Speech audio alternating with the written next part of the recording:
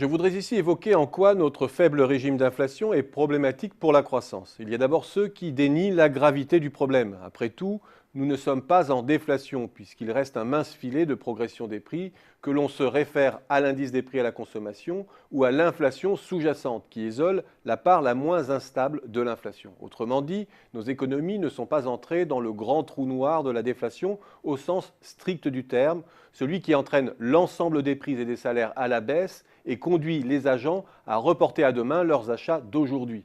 Un cercle vicieux qui aspire inexorablement l'économie réelle vers le bas.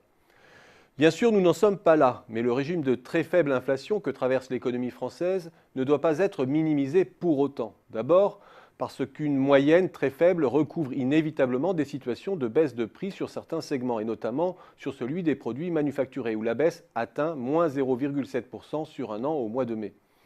Ensuite, parce que les prix à la consommation ne sont que la partie émergée de la pyramide des prix. Lorsque l'on descend un peu plus profond dans cette pyramide, les choses se dégradent. Les déflateurs de la valeur ajoutée nous donnent notamment une idée de l'évolution des prix des biens et des services produits sur le territoire, ou dit autrement, de la valeur créée sur le territoire.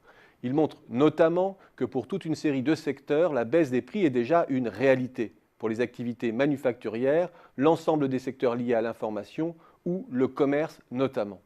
Par ailleurs, même si nous sommes plus proches d'un régime d'inflation zéro que d'une déflation proprement dit, cette situation est pénalisante pour l'activité. Premièrement, parce que l'absence d'inflation génère des rigidités. Une entreprise en mal de compétitivité, notamment, n'a que très peu de leviers pour se remettre sur les rails. La modération salariale suffirait à restaurer sa compétitivité dans un contexte d'inflation. En inflation zéro, il lui faut obtenir une baisse absolue des salaires et de ses coûts d'approvisionnement. Un objectif souvent inatteignable. Et ce que je dis là est généralisable à l'ensemble d'une économie. La seule issue sera pour elle de comprimer ses marges et de différer ses projets d'investissement. Deuxièmement, parce qu'un régime de faible inflation et de faible taux d'intérêt est favorable à la valorisation du prix des actifs. Les opportunités de levier tendent à reporter l'inflation sur les marchés d'actifs. Troisièmement, dans ce contexte de taux très faibles et de forte potentialité de hausse du prix des actifs, il est beaucoup plus intéressant pour les entreprises bien portantes de se développer par croissance externe et par LBO.